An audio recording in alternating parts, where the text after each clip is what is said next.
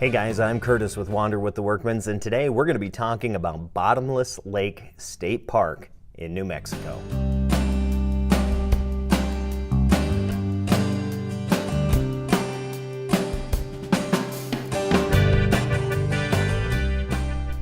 We are continuing our tour through the state of New Mexico. Today we're going to be talking about Bottomless Lakes State Park near Roswell, New Mexico. Now obviously the sun is shining and it's the start of December. Has been a little bit windy across the state, but as a general rule the temperatures have been wonderful.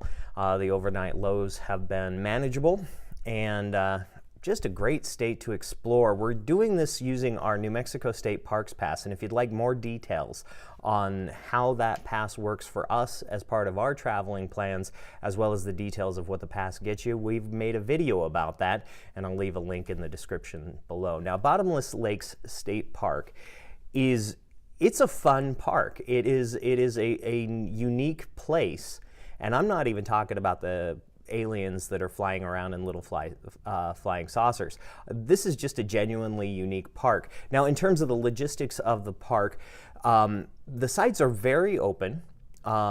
They're easily accessible. They're pull-through loops, or they are wide. There's just no other way to explain it. They're wide, so it makes it very nice because about half of the sites are pull-through and the other half are back-end sites, but you have plenty of room to maneuver. In our case, we had site number 8, and it was pretty close to level on a pea gravel surface, which, you know, we tracked in some gravel with our shoe tread, but other than that, it was a nice solid surface for us to park on. It was mostly level. We did have to use one block underneath one side of our trailer, but other than that, we leveled up quite quickly. Each of the sites comes with a barbecue stand fire pit thing, because they don't allow open ground fires in Bottomless Lake State Park, so you have to use that pit. Depending on the fire restrictions, they do sometimes allow sparkless flames, like a propane fire pit and that type of thing, but you'll have to check with the park depending on when you're there to see if those restrictions are in place. There's always a picnic pavilion. There are a couple of group sites around the campground loop as well. Now, another thing that is really nice about this park, although it is a bit spotty, is this is the first New Mexico State Park that we've run across that offers free Wi-Fi. So when it works well, but when there's a lot of people on there, it is going to slow down just like any other Wi-Fi system. So be aware of that, but it is available at varying times. The other thing to mention about this park right off the bat is the showers. As we continue to tour New Mexico, the showers in the state park system keep getting better and better, and this is no exception. Oasis State Park was very nice. That was where we were prior to Bottomless Lake. And then when we got there, great showers, constant hot water. In fact, if you stay there a little too long, you might get a little too warm. So the hot water is good. The pressure is very good as well, and the restrooms are they're clean and always taken care of. The other thing to mention about this park is this is the first New Mexico State Park we've run across that has dueling camp hosts. Now, we've heard that this is a more regular feature, but this is the first time we've run across that, and so that was really nice. There was always somebody on duty, somebody always willing to help, and always checking the trash cans, the bathrooms, and that kind of thing. So in terms of the logistics of the site that way, very nice. We also had very good Verizon coverage while we were there. The unique parts about this park are a lot of fun to talk about. Their main attraction is their geological features. Now, what they have little mini lakes or ponds that range from a couple of inches deep to 90 feet deep, and they're all created by the underground aquifer eroding the lighter stone, in this case gypsum, from the rock strata above it until it hollows out a big enough bubble or cave that the roof collapses in on itself and exposes the lake. So there's about 8 or 10 little mini lakes tucked up against the cliffside, and just a unique feature. And they have some unique characteristics as well. One in particular is Mirror Lake, which if you stand over it, you will see that there's actually 2 lakes and a very thin strip. It's only about 6 inches wide. Of dry dirt that separates one side of this lake to the other, but because of where the water comes up, one side of the lake is so saturated with salt and other types of minerals that it cannot support fish. But on the other side of that 6-inch strip, it can support fish. So very unique. They have great hiking trails. They also have great mountain biking trails as well, which are, for mountain biking, they're narrow. You can hike them if you want to, but they aren't wide and flattened out as compared to the hiking trails in the park. But they do offer actually challenging mountain bike rides that go up to yet another one of these little lakes.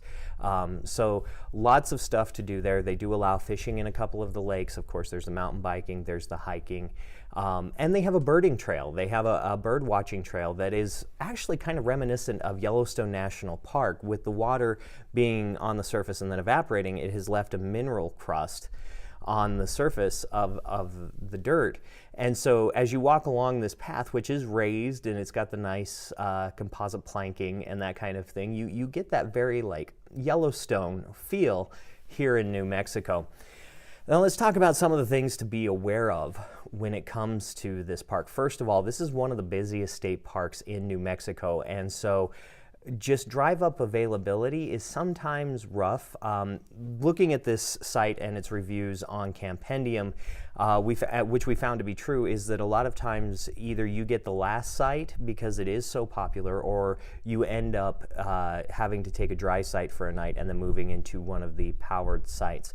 Now I should talk about that as well. They do offer 30 and 50 amp at each of the sites, as well as water. There are no sewer hookup sites that are not occupied by camp hosts in this as well, but be aware it's very, very busy. And so calling ahead and having a reservation is not a bad idea, or if you're set up to boondock for a few nights, you can probably grab one of the dry sites for a couple of nights until something opens up. The other thing to be aware of is also that it's busy. Now I know I've said that already, but throughout the year, this park is busy year-round. At this time of the year, we're here in December, end of November into December, and so you're getting a lot of snowbird traffic. That is what's taking up a lot of the spaces. However, one of the lakes there that is right next to the campground is specifically designated for swimming and kayaking and canoeing. So there's no fishing in there, but it is a hugely popular site for people in the region to come and cool off during the summer heat. And talking to Al, the camp host, he says that on average they have on a Saturday about 500 vehicles there just trying to access the swimming complex, which the swimming complex by itself is something to see, but know that attraction does create a lot of interest for Bottomless Lakes State Park. Now, the other thing that we noticed is there are a lot of stickers. Goat heads, thorns, whatever you want to call them.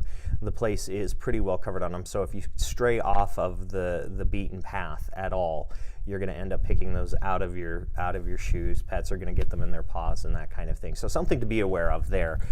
Now, other park amenities, like I said, it is close to Roswell, and that in and of itself is very interesting to me because I think of Roswell probably from its reputation, well, certainly from its reputation as being the rumored landing or crash site of an extraterrestrial, and that everyone is alien obsessed in Roswell.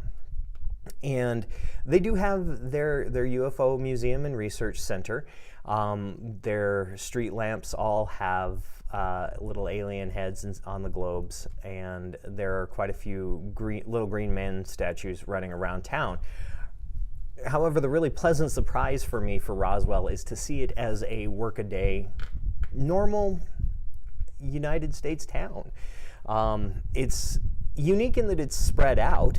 When you enter from Bottomless State Parks into town, you take the main route into town, and then if you were to Google Walmart and get directions from Walmart, you'll find that it's you turn on Main Street and go 7 miles on Main Street.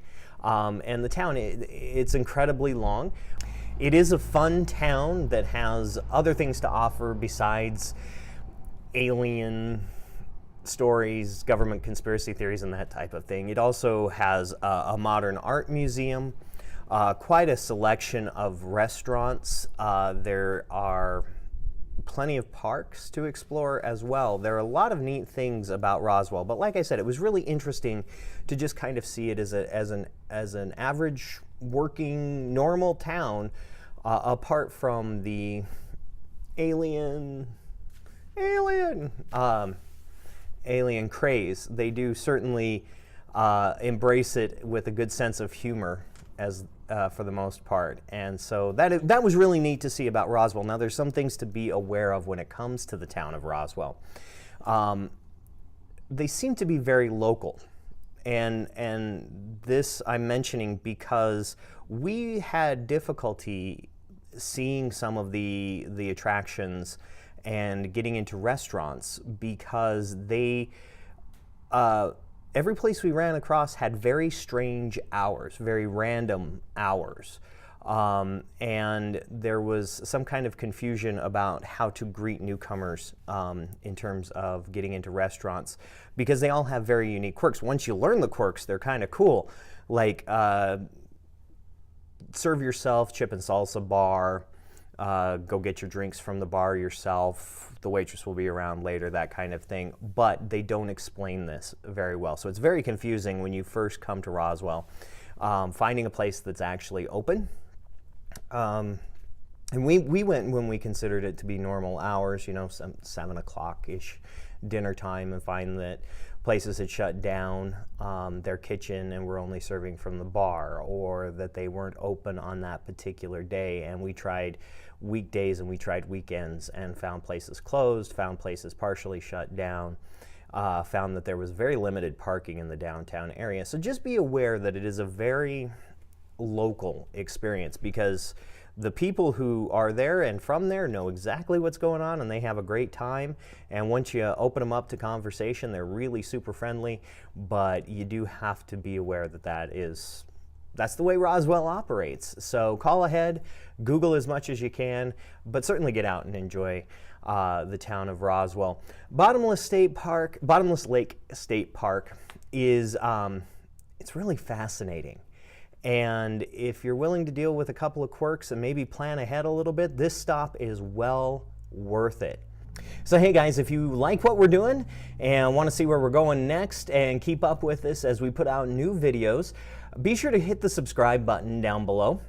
Once you do that, it'll turn on the bell icon, and if you click that, YouTube will notify you whenever we put out a new video, so you can stay up to date as quickly as possible. Also, if you'd like to see our adventures on a more, let's call it, instant basis, we are on Instagram. We are Wander with the Workmans on Instagram. You can find a link for that down below as well. In the meantime, you guys, do me a favor. If you've been to Roswell, tell us what you liked. Tell us the places you like to see the most. And if you have an alien encounter story, be sure to leave that in the comments below as well. In the meantime, you guys, we'll see you down the road.